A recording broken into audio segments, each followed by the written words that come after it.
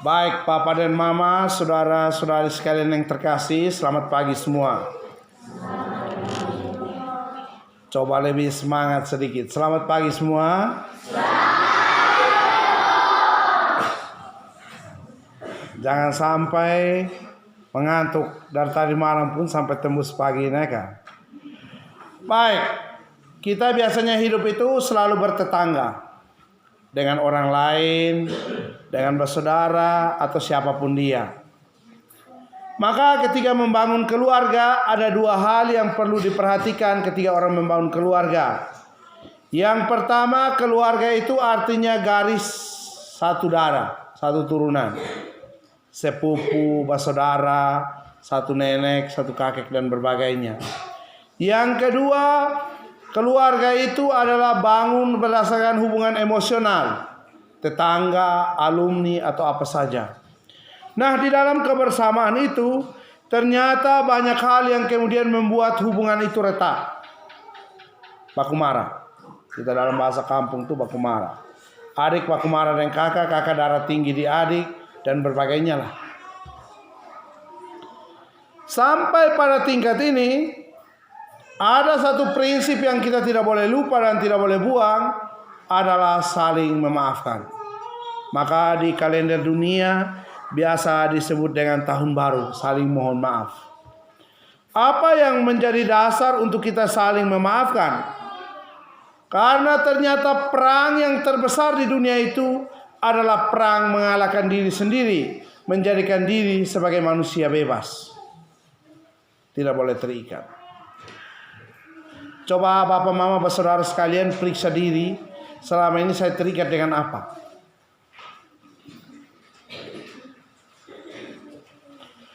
Menjadi pribadi bebas itu butuh proses pelepasan dan pembebasan diri terus menerus, dengan berdasarkan prinsip melupakan, yang bahasa kitab suci sebagai katakan mengampuni. Romo, saya emosi dan tetangga. Saya lihat dia itu, saya emosi. Orang di orang rumah diam-diam, kita yang emosi.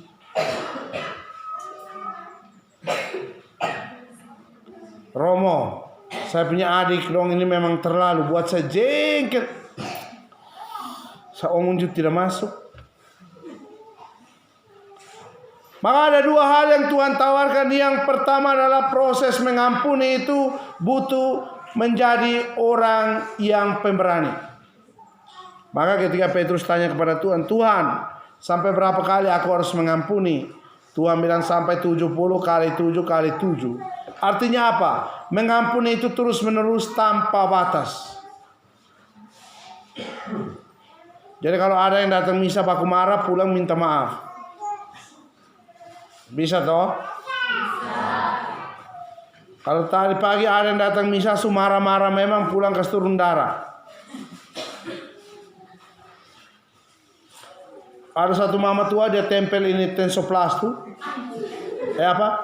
Salon pas di sini. Kenapa? Rom kepala sakit. Kenapa dia kepala sakit?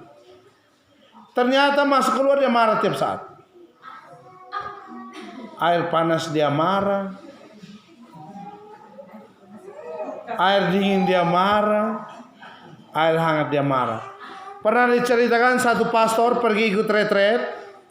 Sampai di sana tema retret itu tentang mengatasi kemarahan. Nah, pastor ini dia bisa marah-marah di pastoran. Yang pasti bukan Romo Okto. Pulang kembali dia mulai buat janji. Saya akan marah, dan dia buat satu lubang, dia tulis di situ, segala kemarahan saya kubur di sini. Dia pasang satu salib, tulis di situ, rip kemarahan, kematian. Kemudian dia punya pemasak, sopir, koster, pegawai kantor bilang, oh baik sudah, kita pembawa promosi marah lagi. Mereka tunggu. Hari pertama aman, lolos, syukur. Hari kedua lolos. Hari ketiga Bapak marah lagi. Akhirnya mereka cabut itu tulisan. Pada hari ketiga ia bangkit.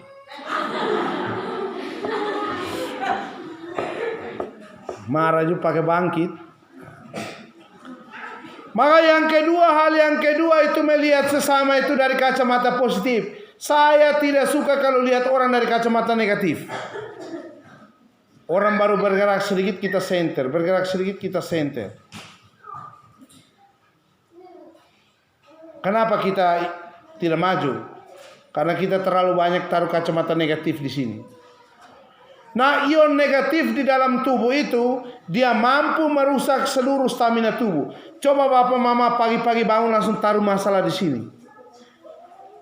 Sebuah hidup itu menjadi masalah itu besar atau kecil tergantung dari pikiran dan hati. Satu mama tua dia makan bakso dia sambil kepala sakit. Dia bilang, Romo saya kepala sakit. Kenapa? Saya punya anak nona hamil waktu kuliah. Saya kepala sakit. Sampai mak boleh pikiran di sini tidak makan. Dia dan dia pun suami di sana ada makan enak-enak. Mama yang siksa diri di sini.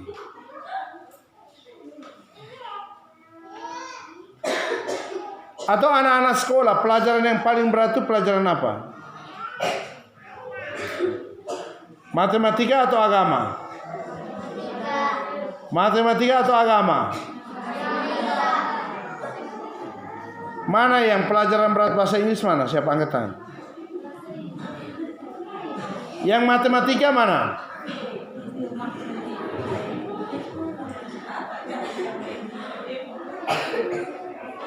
Pikir. Baik. Masuk pagi-pagi sudah pikir berat memang. Santai saja. Macam kami pastor, bapak mama jam pikir misa ini gampang. Misa kalau 1 kali 2 kali masih gampang. Tapi kalau dia naik sampai 4 kali kituli. Kalau 1 kali misa 1,5 jam, berdiri berarti 4 kali misa itu 4 kali 1,5 sampai 6 jam berdiri. Saya biasanya santai. Makanya kenapa saya kalau bawa mobil selalu musik full itu.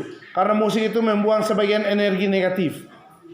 Ya musik jalan terus semua supaya turun misa jangan emosi. Kalau pastor emosi turun misa berarti yang ada itu marah-marah. Walaupun 1 minggu atau 2 minggu lalu saya marah di Manufi keras sekali. Mereka Romo ini bilang tidak marah tapi tadi cuci kami bersih. Saya bilang kamu jarang karena cuci itu satu kali bisa cuci ambil kamu dulu. Sesuatu berat atau tidak dalam hidup itu tergantung pada pikiran dan hati. Karena itu kalau mau menjadi manusia bebas, bebaskan dulu hati.